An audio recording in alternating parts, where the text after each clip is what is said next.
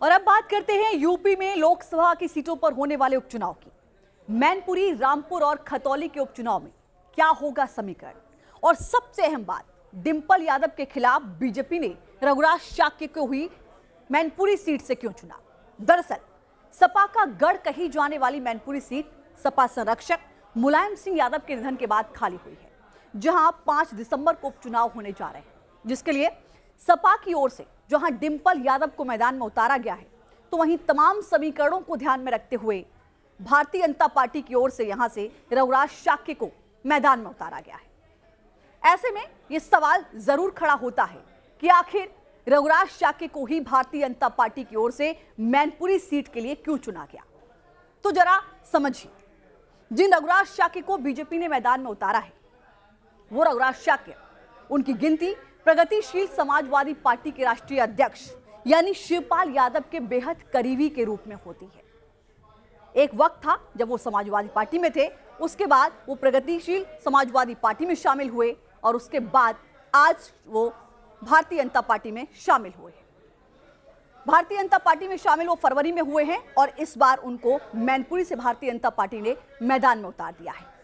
अब सवाल यह है कि आगे के समीकरण क्या होंगे और अब तक का जो उनका राजनीतिक सफर रहा है वो क्या कहता है, तो जरा ये समझिए।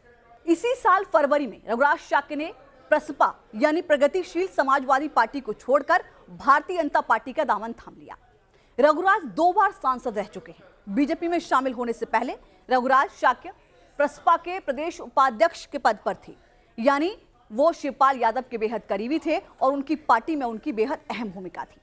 रघुराज शाक्य 1999 और 2004 में समाजवादी पार्टी की टिकट पर इटावा से सांसद भी चुने गए थे। उन्होंने 2012 में समाजवादी पार्टी की टिकट पर इटावा सदर सीट से विधानसभा का चुनाव भी जीता था।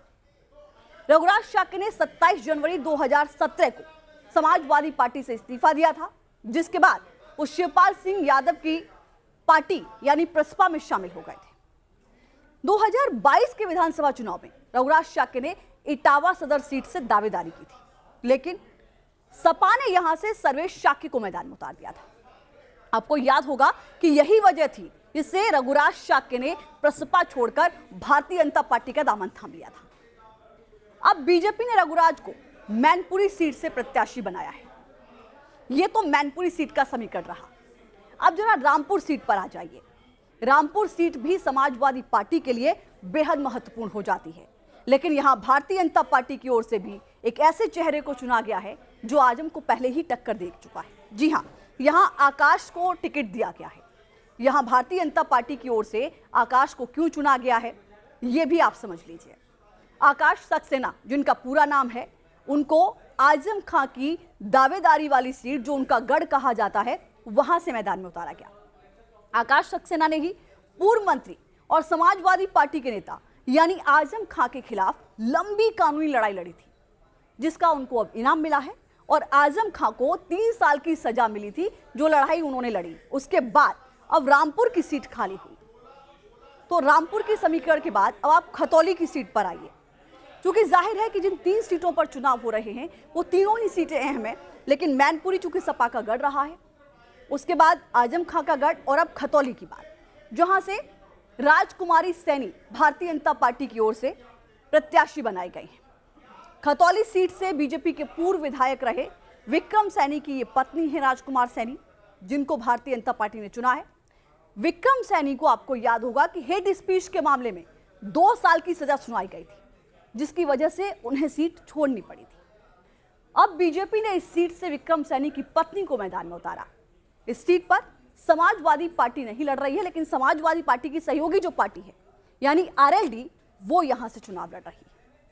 अब 5 दिसंबर को चुनाव होंगे, उसके बाद देखना होगा कि नतीजे क्या आते हैं, लेकिन सबसे ज्यादा फोकस जो समाजवादी पार्टी और बीजेपी दोनों का रहेगा वो रहेगा मैनपुरी सीट पर, क्योंकि मैनपुरी सीट बेहद महत्वपूर्ण हो जाती है समाजवादी पार्टी के लिए भी और भारतीय जनता पार्टी के लिए भी। आज के लिए इतना ही। तमाम ऐसी खबरों के साथ आपके साथ जुड़ते रहेंगे। आप देखते रहिए न्यूज़ नेशन।